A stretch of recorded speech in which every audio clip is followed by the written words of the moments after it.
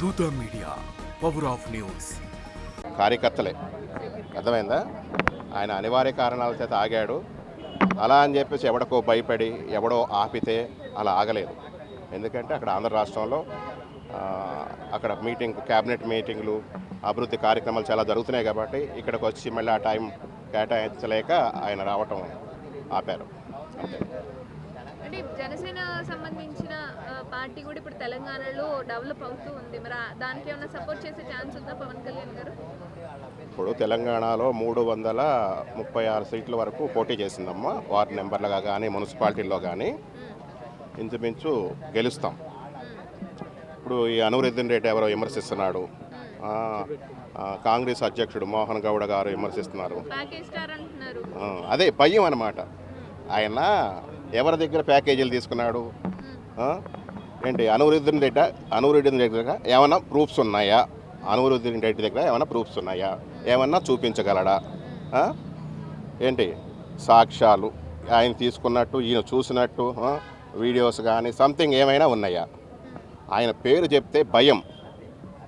ఇవాళ ప్రతిపక్ష పార్టీలకి ఏంటి, ఆపోజిట్ పార్టీలకి అన్నిటికీ A to Z Pawan Kalyan అనే పేరు భయం, గుండెల్లో దడదడరు.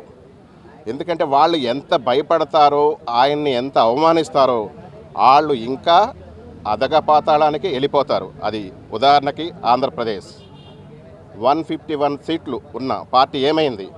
140 అవుట్. అర్థమైందా? 11 సీట్లతో మిగిలింది. మనోడు రేపే వస్తున్నాడు అనుకుంటా అసెంబ్లీకి 11 మందిని వేసుకుని. అది కూడా ఏంటంటే అతను ఆదరించుకోవడం కోసం వస్తున్నాడు అనమాట. అర్థమైందా? అంతేగాని ఆయన ఏం చేయలేడు. ఇప్పుడు ఆయననే జగన్ రెడ్డి నేను ప్రత్యేకించి విమర్శించను. ఎందుకంటే ఎవరైనా మంచి పనులు చేస్తే ఓకే, కానీ రౌడీ విజాలు, రౌడీ రాజకీయాలు ఇలాంటివి చేయొద్దని చెప్తున్నా ఎవరికైనా. ఇప్పుడు పవన్ కళ్యాణ్ గారు ఇన్ని సీట్లు పోటీ చేస్తున్నాడు. అదే ఆయన వస్తే, ఇప్పుడు అనురుద్దీన్ రెడ్డి విమర్శించాడు.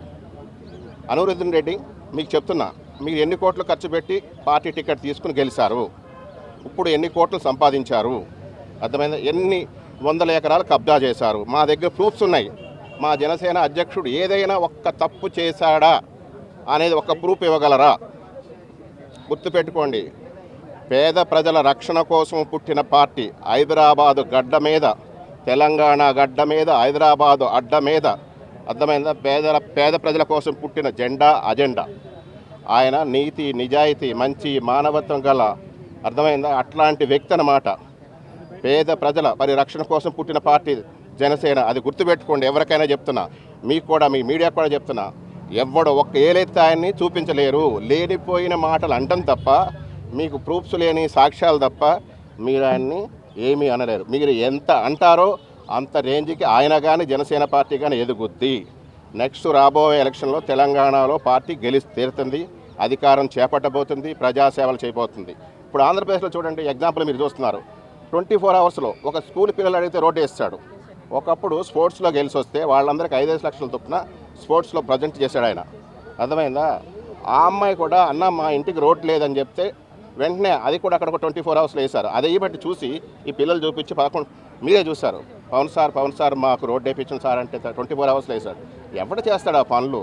నక్సలైట్లు ఉన్న చోటకి వెళ్తాకి భయపడతారు అందరూ. అట్లాంటిది అక్కడికి వెళ్ళి అక్కడున్న ప్రజలకు వసతులు కల్పించాడు. ఆ విషయం అందరికీ తెలుసు. అర్థమైందా? చెప్పులు గుర్తిపిస్తారు. చూడండి, వాళ్ళందరినీ పేదవాళ్ళని ముట్టుకోవడానికి ఇస్తారు ఈ పార్టీలు. ఆయన కౌగులించుకుని వాళ్ళు పెట్టి అన్నాలు తిని వాళ్ళకి సేవలు చేసి వస్తున్నాడు. ఎవరు చేస్తాడు? నిజం తెలుసుకోండి. ఒకప్పుడు ఆయన ఎన్నెన్నో అన్నారు. ఆయన వాస్తవ జీవితాన్ని సినిమా పరిశ్రమలో నేను ఉంటా, నాకు తెలుసు, నేను చూసిన వాడిని. ఎందుకంటే షూటింగ్ చేసే కార్మికులను ఎవరేమన్నా అంటే ఊరుకోడు. కెమెరామ్యాన్లు కానీ, డైరెక్షన్ డిపార్ట్మెంట్ వాళ్ళు కానీ ఎవరంటే ఊరుకోరు. ఇంకోటి, తక్కువలో వర్క్ చేసే వాళ్ళకి తక్కువ కాస్ట్ ఫుడ్ పెడతారు. నా సినిమాల్లో నేను తినే ఫుడ్డే పెట్టాలి, నేను తాగిన జ్యూస్లే తాగాలి అనే సిద్ధాంతం పవన్ కళ్యాణ్ గారిది.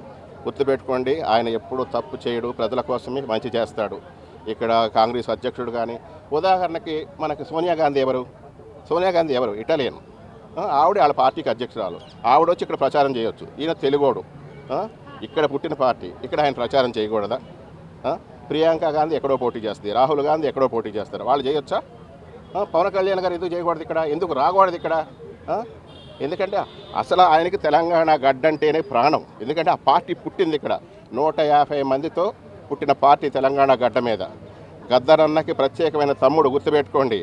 ఆయన వస్తే మీ పార్టీలకి మీకు భయం దడ, మీరు గెలవరు. ముందు మీ పార్టీలు తెలంగాణలో ఉండవు. తెలంగాణలో కాదు, ఇండియాలోనే ఉండవు. అది గుర్తుపెట్టుకోండి.